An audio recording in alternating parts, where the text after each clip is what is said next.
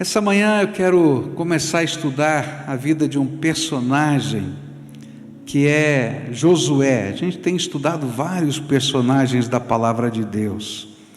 E Josué, esse é um homem de Deus que tem muito a ensinar a cada um de nós, especialmente pelo fato de ter recebido uma das missões mais difíceis, a missão de suceder Moisés e concluir a obra de levar o povo de Israel à terra prometida. Alguns anos atrás eu ouvi um grande líder afirmar que é mais fácil liderar um povo quando as coisas vão mal, pois a esperança de algo novo, de bom que possa acontecer, coopera com a transição entre o passado e o futuro.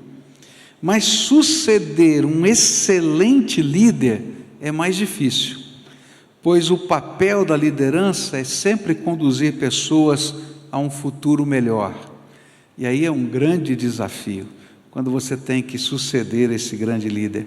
E era justamente esse o trabalho de Josué. Já pensou? Você já pensou se você fosse chamado para suceder Moisés?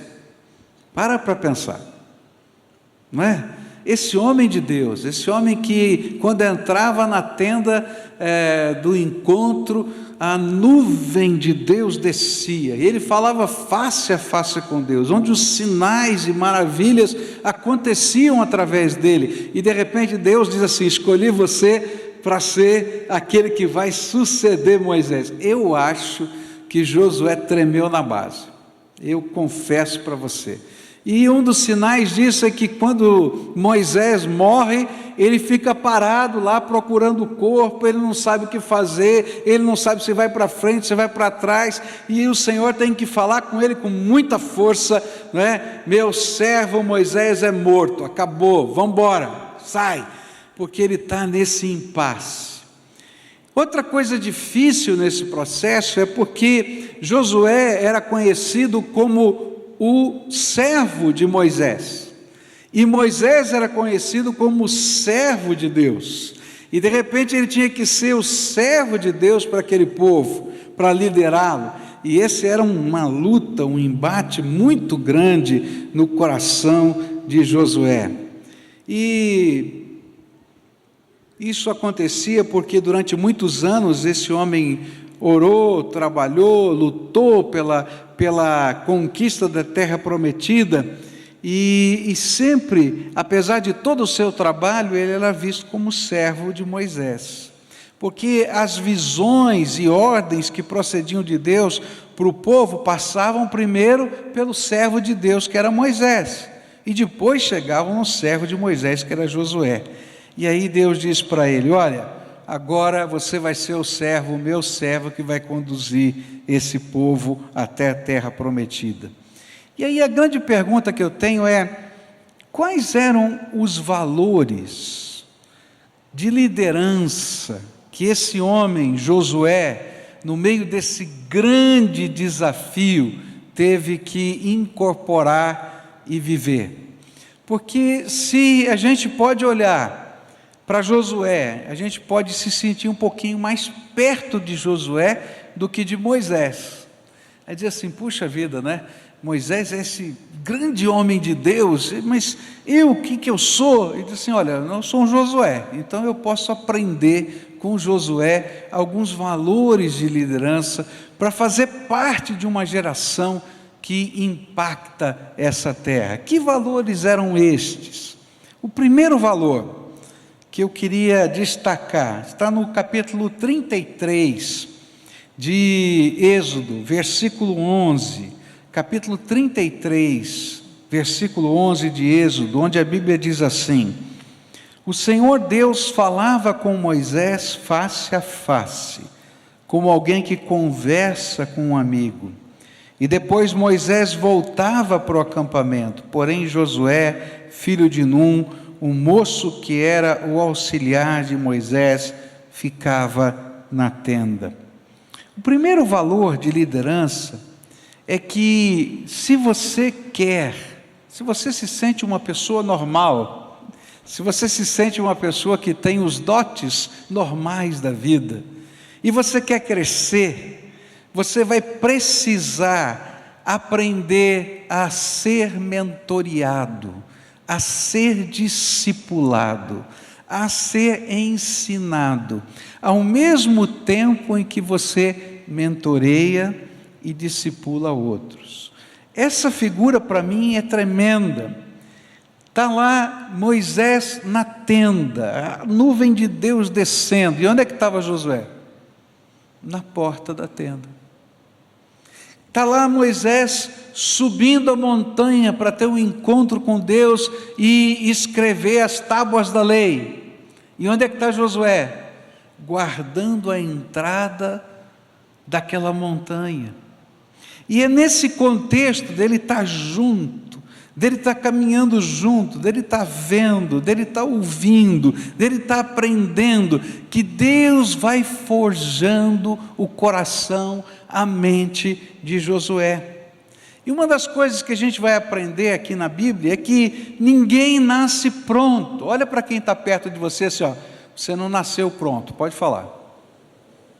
Você não nasceu pronto. Agora você que falou também não nasceu pronto, pode ter certeza, não é? Gente, a gente precisa aprender as mínimas coisas da vida. A gente vai aprender com o papai, com a mamãe, não é? Como se mantém limpo. Se ninguém te ensinar, você vai ficar sujo. Não é verdade?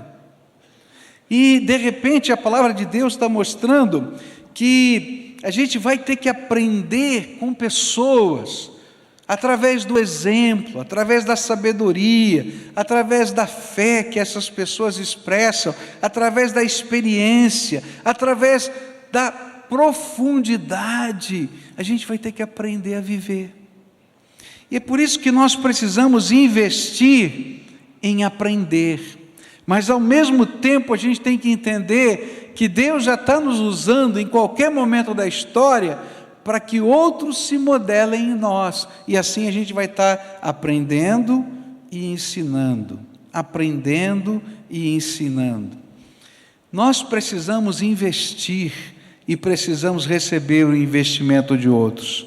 Por isso, nós precisamos de amigos, nós precisamos de mentores, pessoas que tenham ideias afins, pessoas que nos incentivem, que nos deem força, e vez por outra até nos puxem as orelhas. Quem já não teve as suas orelhas puxadas? Diga para mim. Nunca ninguém me deu uma repreensão. Eu duvido, porque todos nós somos falhos e precisamos dessa orientação. Todos nós temos amigos e conhecidos que se encontram em um nível mais elevado do que nós, na escala da maturidade espiritual, e nós precisamos grudar nessa gente para aprender. Tem coisa boa para aprender. Por outro lado, nós conhecemos outros que acabam de iniciar a vida cristã e precisam do nosso auxílio. É isso que a Bíblia chama de mentorear ou discipular. É a ideia de um crente mais maduro aconselhar, guiar e orientar outro que está no processo de vida cristã. Esse foi o grande segredo do avivamento que ocorreu nos dias de Wesley e também do movimento pietista alemão, onde as pessoas se reuniam em pequenos grupos para checarem a vida uns dos outros, e um ajudar o outro a crescer espiritualmente, moralmente, no seu trabalho, nas suas decisões, trocando as informações. E é isso que a gente tenta fazer quando a gente se reúne em células. Por que a gente bate tanto nessa tecla da necessidade de você fazer parte de um grupo pequeno que a gente chama de célula? Porque a gente não cresce sozinho. A gente não percebe os nossos próprios defeitos. a gente não percebe as nossas lutas interiores. Às vezes nós estamos até percebendo, mas nós desanimamos. E aí chega um mentor, chega um discipulador, ele vem e começa a trabalhar conosco e dizer: olha, isso aqui precisa ser acertado. Você diz: não é possível, como é que vai ser? Olha, eu tenho essa dúvida. E é esse o processo que Deus usa para crescer. Se Deus pôde preparar Josué para substituir Moisés e fazer aquilo que Moisés não pôde fazer, que foi conquistar a terra prometida, Ele pode usar a sua vida e Ele pode usar a vida de outras pessoas para fazer você crescer. Agora, por que a gente tem dificuldade às vezes em se submeter a essa mentoria? Porque dá trabalho. Porque a gente se expõe, porque a gente tem que aceitar ser confrontado. Mas na verdade, quem já passou por isso sabe que todos nós precisamos de mentores. Todos nós precisamos de ter pessoas chegadas a nós que nos ajudem a crescer. Agora, eu olho para a minha vida e eu fico pensando em algumas pessoas que foram meus mentores, em vários momentos diferentes da vida. E essa é uma coisa tremenda. Se você acha que não precisa mais de mentor, você está dizendo que você já aprendeu tudo, que você não precisa aprender mais nada. Isso, no mínimo, é orgulho. Agora, quando você entende que em cada nova etapa da vida você precisa de novos mentores, você está dizendo: eu quero continuar crescendo, eu quero continuar aprendendo, eu quero me superar. Na minha infância, na minha adolescência, eu tive muitos mentores, mas quando comecei a pastorear, era um campo novo para mim. E existem mentores que são aqueles que estão bem pertinho da gente, existem mentores que são mentores formais, que você entra num curso, entra num processo, eles vão te mentorear formalmente, e existem mentores que são informais, gente que a gente se aproxima e fica na porta da tenda. Eu me lembro, por exemplo, que com 21 anos eu assumi o meu primeiro ministério, e havia muita coisa que eu não conhecia sobre liderança. Por exemplo, como manejar situações de conflito. Ninguém ensina para a gente como resolver problema. Fala a verdade, você aprende matemática, química, física, biologia, você aprende um monte de coisa na escola, não é verdade? Agora diz assim: como é que você descasca um abacaxi de dois irmãos brigando na igreja? Como é que você descasca um abacaxi quando você tem uma corrente política e outra corrente política? E não pensem que não tem, porque elas existem em todo lugar onde tem gente. Quem é que vai ensinar isso? Você ora, você pede a Deus, Deus fala algumas coisas com você, mas o que eu faço agora? Está entendendo? E aí eu tenho que dar graças a Deus por um homem chamado César Tomé, pastor, já maduro, e quando eu tinha algumas lutas dessa, eu ia no gabinete dele, e dizia: pastor César, o que eu faço agora? E dizia assim: você vai fazer uma reunião, essa reunião vai ser nesse lugar, não naquele, você vai fazer assim, vai fazer assado. Eu falei: por quê? Olha, por causa disso, daquilo. E ele pegava a experiência dele e dividia comigo. E eu ia lá e seguia as ordens certinho. E depois trocava ideia com ele. E aí, foi bem? Foi, olha, deu certo e tal. Gente, que coisa abençoada na minha vida. Eu comecei no seminário, e uma das grandes lutas do coração da gente é aprender a pregar. Você pensa que é fácil? Vem aqui. Não é verdade? Porque não é só falar qualquer coisa, você tem que construir um trabalho, uma ideia, uma posição. E eu tive grandes mentores na minha vida. Um deles foi Werner Kachel, um homem muito sábio, um hebraísta, já falecido, homem de Deus, que me ensinou como preparar um sermão a primeira vez. E depois, Carlos Lackler, que me ensinou a ser um apaixonado pela exposição bíblica, de pregar sequencialmente a Bíblia, e ensinou como é que você tira da Bíblia as verdades. Eu já pregava desde os 12 anos de idade. Deus usa, Deus nos ensina. Eu pregava na praça pública, mas você já pensou, se eu não aprendesse a estudar, você não me aguentaria pregando 26 anos, vou fazer agora em agosto, pastor desta igreja. Então eu tive que ter mentores na minha vida, e continuo precisando de mentores, porque eu não sei um monte de coisa, e você não sabe um monte de coisa. Então você precisa se aproximar de pessoas, algumas vezes formalmente, você vai fazer um curso, outras vezes você vai se aproximar porque você precisa de amigos, pessoas que são mais próximas, você vai dividir o seu coração, mas algumas vezes você vai sentar na primeira fila e só vai admirar e tentar aprender com aquela pessoa. Por exemplo, para aprender a presidir uma assembleia da Convenção Batista Brasileira, você já pensou? Peça a palavra, pela ordem, e não sei o quê, regra parlamentar, faz assim, faz assado, 2.000 pessoas discutindo o mesmo assunto, tempo, não tempo, é coisa de doido. Mas eu sentava na primeira fila, não perdia uma reunião da CBB, da convenção, e eu ficava vendo quem eram os melhores presidentes. Entre eles eu admirava 2, não quero dizer que os outros não eram os melhores, mas Irlande Pereira de Azevedo para mim era um dos grandes presidentes, sabia como manejar as questões parlamentares. Orivaldo Pimentel Lopes lá em São Paulo, quando presidiu a convenção do Estado, era outro. Eu anotava, eu ficava prestando atenção, porque eles eram meus mentores naquilo que eu não sabia fazer. A grande lição que tem aqui é: você precisa estar na porta da tenda de alguém,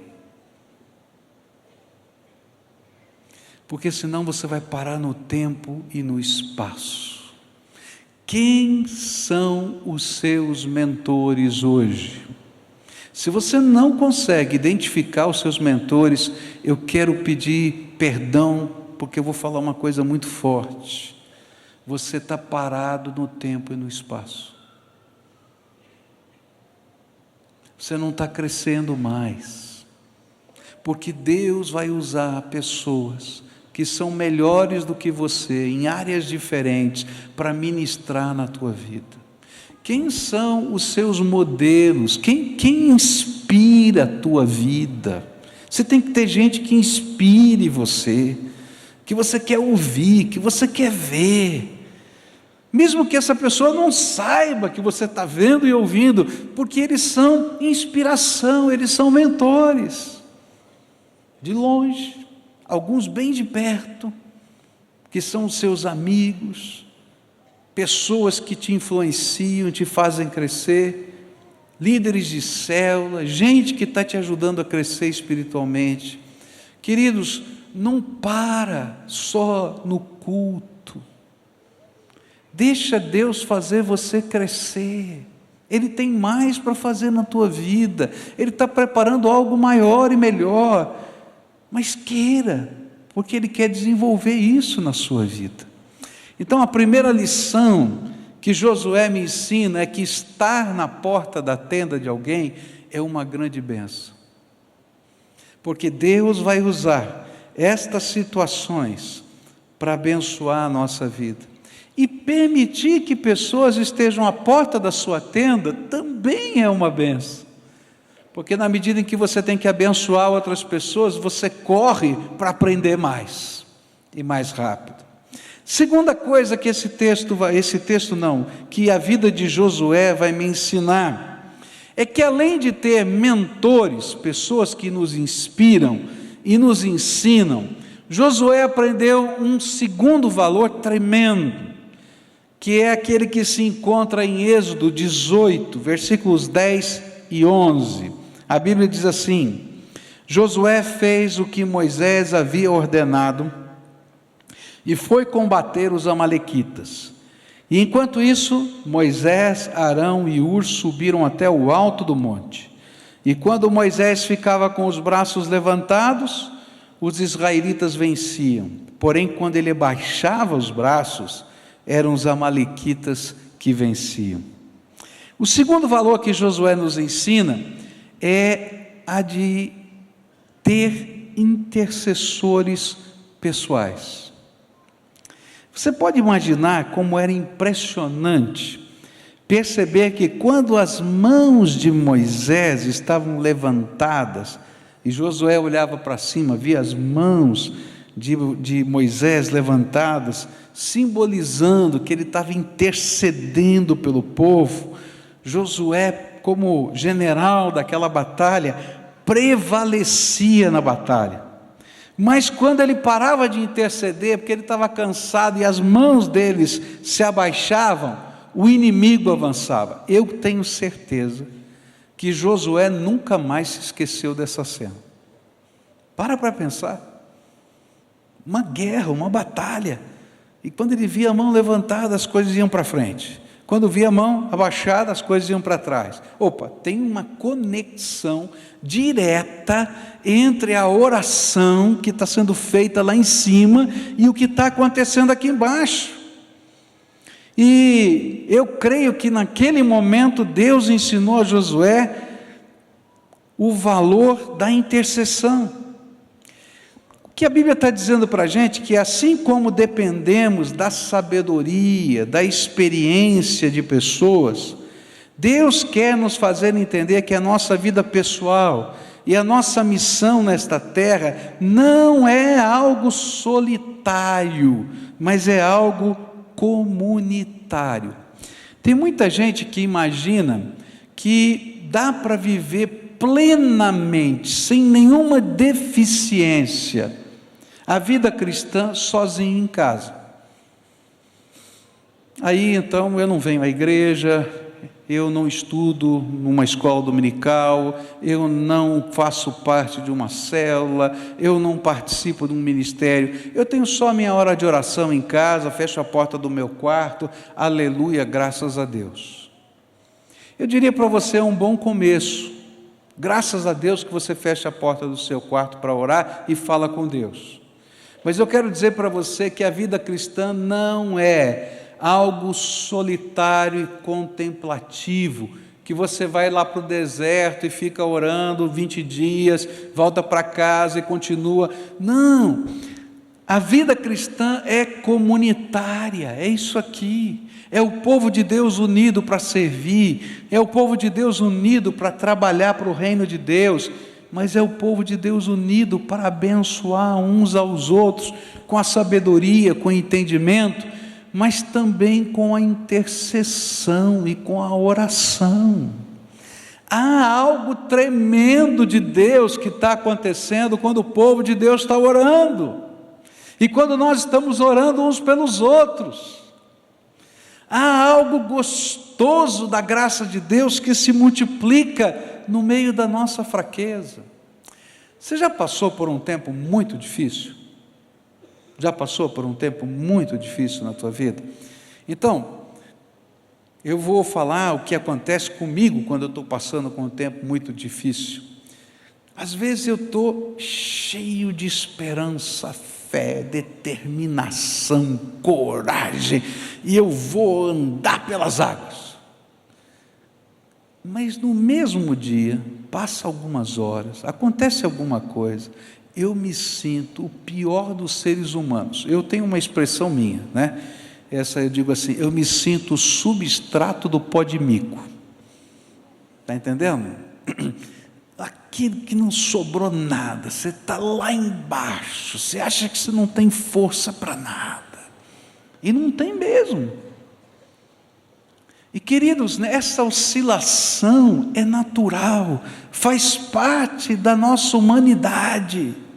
E aí, queridos, entram os intercessores, porque eles emprestam a fé, a ousadia, eles emprestam a espiritualidade, a graça, e eles nos derramam aquilo que Deus está fazendo, e eles são os nossos companheiros, e algumas vezes eles nos carregam até Jesus. Eu acho que uma das coisas lindas da Bíblia é aquela história daqueles 4 amigos que vão levar o paralítico, e o paralítico não consegue chegar na casa onde está Jesus, porque a casa está cheia, e eles não têm dúvida, abrem um buraco no telhado, e descem aquele paralítico lá nos pés de Jesus. Jesus está pregando e começa isso é coisa da minha cabeça, não está na Bíblia, começa a cair aquele pozinho, porque eles estão abrindo o telhado, começa a cair o pozinho, todo mundo começa a olhar para cima, e de repente abre um buraco, bota uma cabeça, e o que está acontecendo? E uma corda, e aquele homem desce lá. Isso são os intercessores. Gente que não apenas está ensinando, colocando lições, mas que chora com os que choram, que se alegra com os que estão alegres, que oram, que batalham, que jejuam por você. E que coisa tremenda é isso na nossa vida. E queridos, você vai perceber que à medida em que você aprende a conviver com essa bênção, de ser parte de um povo, parte de um corpo, e você aprende a prestar contas espiritualmente para alguém, e permite que essas pessoas orem por você, corrijam você. Que coisa tremenda! Quando a gente convida pessoas para serem intercessores na nossa vida, a gente está dando autoridade espiritual para que essas pessoas não apenas orem por nós, mas nos corrijam, nos ajudem a entrar na batalha e entrem conosco da batalha através da oração e da intercessão. A liderança espiritual, queridos, não é uma mera questão de desempenho ou performance, mas é a ação do Espírito Santo em nós, através de nós e na dinâmica de todo o corpo. A vida espiritual é trabalho em equipe, é missão do corpo de Deus, e quando pessoas oram por nós, algo tremendo acontece no mundo espiritual, as brechas são fechadas.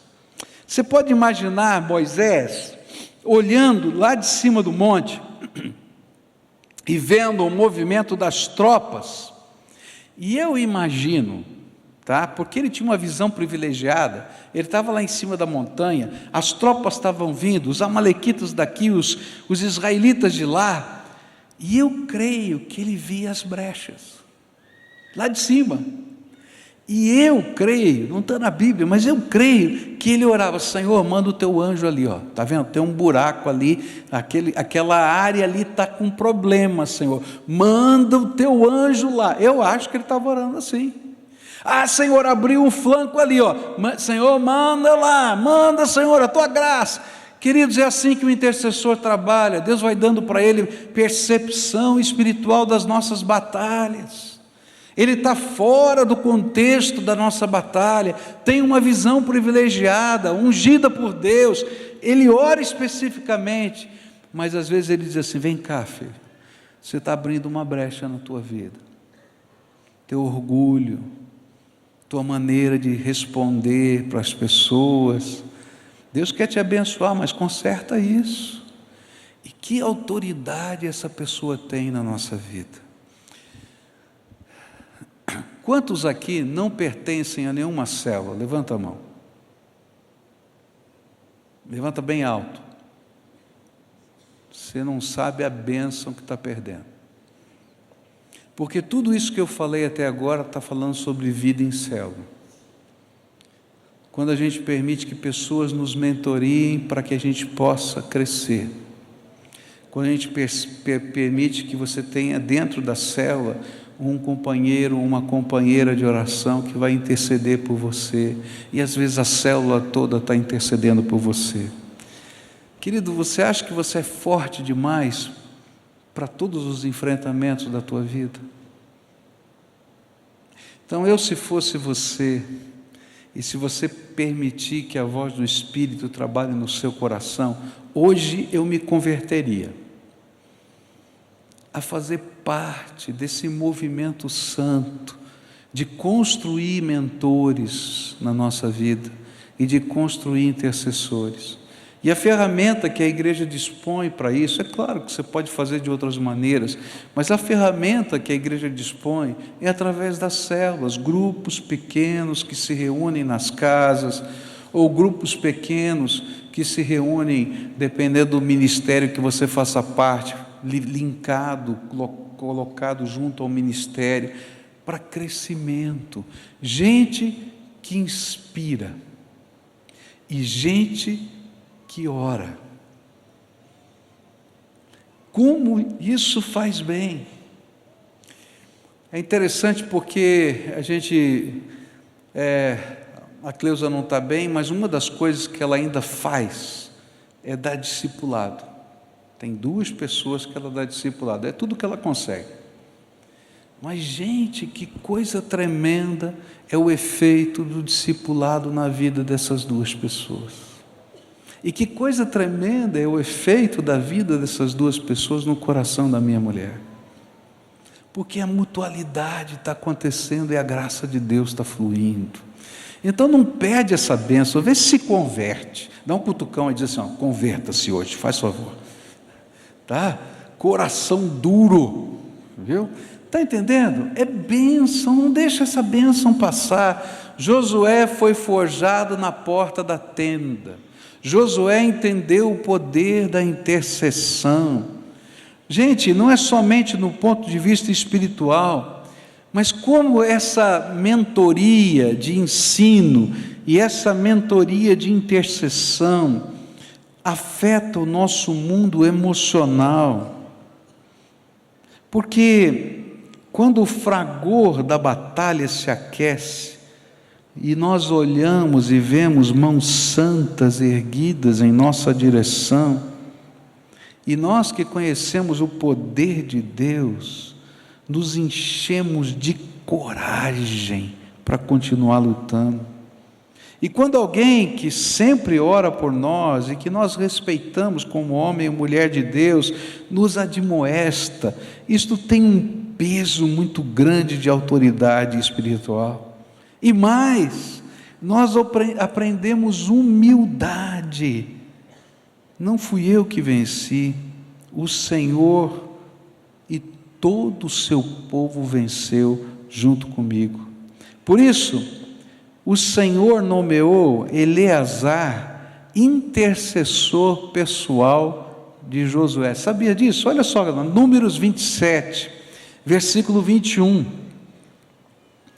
Quando o Senhor está passando o cajado, Moisés está passando o cajado para Josué, e ele sabe que não vai ter a mão de Moisés em cima da montanha.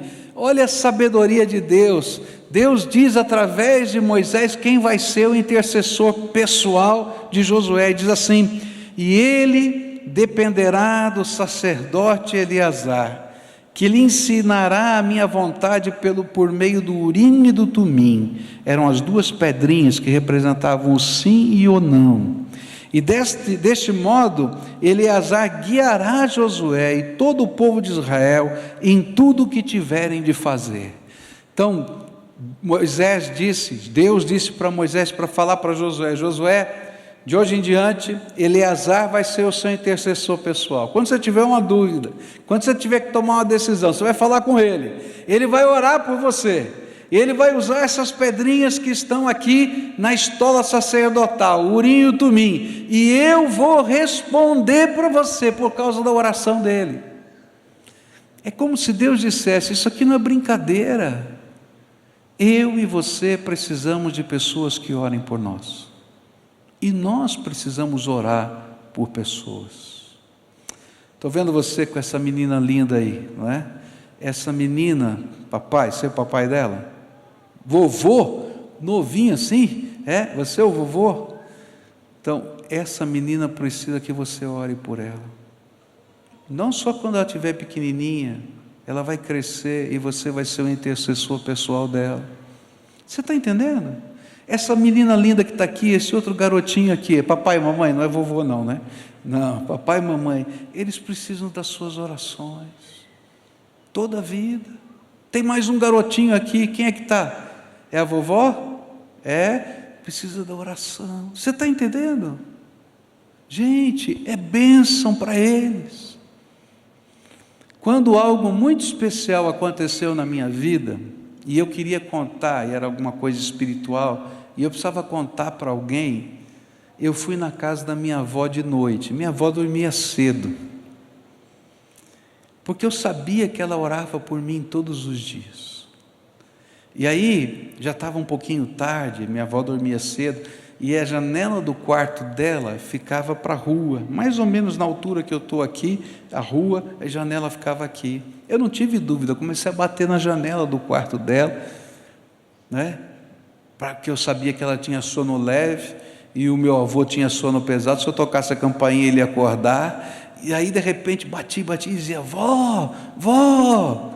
E a avó acordou de camisola, cabelo despenteado, abriu a janela. Que foi, filho? O que aconteceu? Uma coisa boa, avó. Fala baixo, teu avô está dormindo. Fechou a janela, abriu a porta, me levou lá para o fundo para não acordar o avô. Que foi, filho? O que aconteceu? Aí eu contei tudo o que tinha acontecido comigo. Ela me botou de joelhos, botou a mão sobre a minha cabeça e orou por mim. Está entendendo? Nós precisamos de gente que ore pela gente. E nós precisamos incutir na mente de outras pessoas que nós amamos, que eles têm um intercessor. Pode ser que ninguém mais ore, mas eu estou orando. E a gente tem que deixar isso claro. E sabe o que vai acontecer? Deus vai infundir o temor, porque eles vão ver que quando a mão de vocês que está orando por alguém está levantada, alguma coisa está acontecendo. E quando a tua mão baixar e dizer, por que baixou a mão? Está vendo? Está acontecendo. E aí você vai levantar a mão de novo. Mas em outros momentos, eles vão vir e colocar a mão sobre você. Em outros momentos, Deus vai levantar pessoas para colocar a mão sobre você. Não perca a bênção de crescer. Você quer estagnar? Fica do jeito que está. Em qualquer área da vida. Na tua profissão, se você não crescer, você vai perder o lugar. Não é assim? Fala a verdade. Mas na vida espiritual também, querido, você precisa crescer, porque aquele que para de crescer está morrendo. Você precisa crescer espiritualmente, buscar isso para a tua vida, buscar intensamente isso para a sua vida. Eu vou parar aqui, já passou o nosso tempo. Hoje à noite eu vou continuar falando sobre Josué, sobre alguns valores da liderança, especialmente no capítulo 1 do livro de Josué, onde Deus vai dar alguns conselhos quando ele assume a liderança. Ser forte, corajoso, não é? A gente vai aprender algumas coisas, não se aparte do livro dessa lei, e a gente vai estudar esse capítulo. Mas nessa manhã eu queria orar por você. Hoje eu quero ser seu intercessor. Você me permite ser seu intercessor? De alguma maneira eu já fui seu mentor quando a gente estudou a palavra. Mas querido, não deixa só o culto. É uma horinha por semana. Gente, a gente precisa de mais de Deus. Vamos fazer uma brincadeira? Tá? A Bíblia diz assim, quem não trabalha não come. Não é assim que está na Bíblia? Quem não trabalha não come, tem que trabalhar para ganhar o sustento. Você já pensou que se Deus dissesse assim, quem não cresce espiritualmente não pode comer? Você estava morrendo de fome, fazendo jejum a semana inteira, porque tem gente que passa uma semana inteira sem orar, tem gente que passa uma semana inteira sem ler a Bíblia, tem gente que passa uma semana inteira e às vezes meses sem ministrar uma bênção na vida de alguém. Queridos, a gente morre de fome. E aí a vida da gente fica vazia. Vazia. Então eu quero orar para Deus te dar fome espiritual. para Deus te dar sede, para Deus colocar no teu coração um desejo de crescer, um desejo de abençoar outras vidas, para Deus quebrar a tua comodidade, para você fazer parte de um grupo pequeno de gente que quer investir um na vida do outro, gente simples, mas que quer crescer, gente como Josué, como você, como eu, mas que pode crescer e que pode fazer diferença nessa terra. Você concorda que eu ore por isso, por você? Toma cuidado, hein, que Deus vai responder. Vai começar a mexer com as bases da tua vida. E a gente vai aprendendo uma outra maneira de resolver com os problemas. A gente vai buscar a face de Deus, buscar a intervenção de Deus, vai ver os milagres de Deus, vai ouvir às vezes Deus dizer: espera, não chegou o tempo. Senhor, não, estou aqui. E a gente vai caminhando num passo de cada vez. Se hoje eu pudesse, eu converteria você na marra, mas eu não posso. Para buscar, para não se conformar com a mediocridade espiritual e buscar. Vou orar por isso, você concorda? Senhor Jesus, tem um povo aqui que é teu, eles são os teus filhos amados. Pai, se eles pudessem enxergar tudo o que o Senhor planejou para eles, toda a bênção que o Senhor ainda quer derramar, se eles pudessem enxergar como o Senhor quer fazê-los crescer, eles não se conformariam em permanecer onde estão. Por isso eu quero te pedir, Senhor, abre as janelas dos céus e revela. Senhor, abre os olhos desse teu povo para que enxerguem. Senhor, coloca fome e sede da tua palavra, da tua verdade. Coloca, Senhor, aquele santo incômodo interior que faz com que a gente queira te servir e ser bênção nessa terra. Pai, coloca nesse teu povo uma santa ousadia do Espírito. E, Senhor, levanta no meio desse povo mentores, intercessores, homens e mulheres cheios do Espírito Santo, gente simples, mas que ouve o chamado do Senhor para abençoar. Levanta, Senhor, no meio do teu povo uma cadeia de conexões, onde que é um pouquinho mais maduro pode ministrar na vida de um pouquinho menos maduro, e assim sucessivamente sejamos o povo de Deus que se fortalece na tua graça. Pai, nós temos um sonho, Pai, de ter pelo menos 1000 células até 2015, em maio de 2015. Isso só vai acontecer se o Senhor nos despertar. Pai, eu vi aqui uma multidão de gente que levantou a mão que não faz parte de uma célula.